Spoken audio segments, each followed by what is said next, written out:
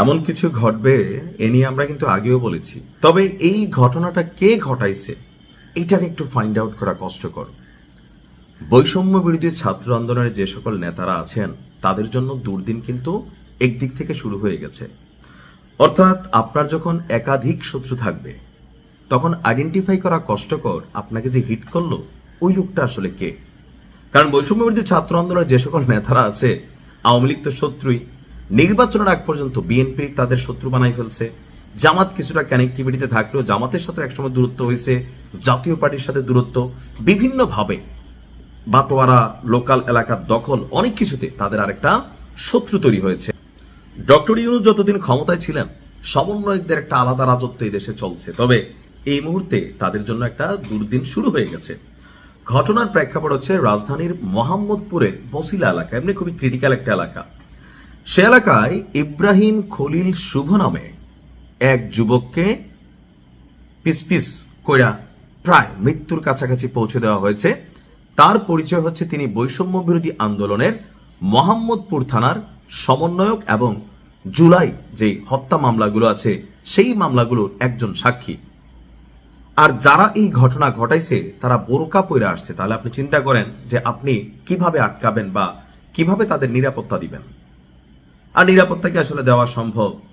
অনেক সমন্বয়ক এই দেশে 5ই আগস্টের পরে এক একজন রাষ্ট্রের মন্ত্রী, এমপি, এলাকার গডফাদার হিসাবে আবির্ভূত হয়েছে, শত শত কোটি টাকার মালিক হয়েছে। লোকালি জীবনে যার দিকে তাকাইয়া কথা বলার সাহস ছিল না তারও এরা ধমকাইছে। রাজনৈতিকভাবে অনেকের সাথে এই ঘটনা করছে, অনেকে ভালো কাজও করছে। যারা 5ই আগস্টের পরে আন্দোলন থেকে অনেকে গিয়ে নিজেদের ব্যক্তি জীবন, পড়াশোনায় মনোযোগ দিয়েছে। আরেক গ্রুপ ছিল যারা এলাকার মধ্যে ধরেন ভাই গ্রুপ বা প্রভাব, আধিপত্য বিস্তারকে নিয়ে অনেকের সাথে শত্রুতা তৈরি করছেন।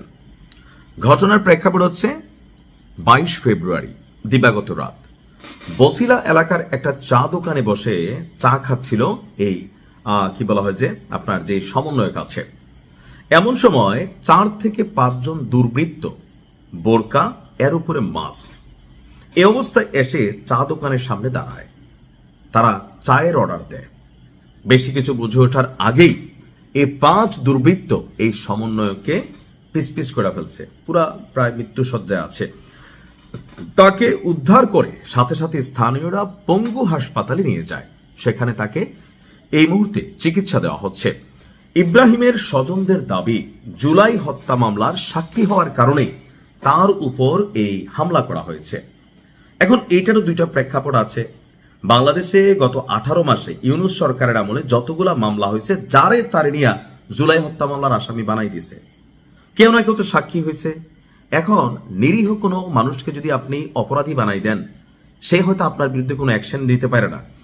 কিন্তু যখন একজন দুর্বৃত্ত অথবা প্রভাবশালী, ক্ষমতাশালী ব্যক্তিত্ব, আপনার হাতে একটু ক্ষমতা ছিল, আপনি এই লোকটারে ফাঁসাই দিয়েছেন অথবা টাকার জন্য আটকাইছেন, আবার ঘটনা সত্যিও হতে পারে। তো যেটি হয়েছে একটা শ্রেণী তো তাদের শত্রু হয়েছে। এখন পরিবারের দাবি সাক্ষী হয়।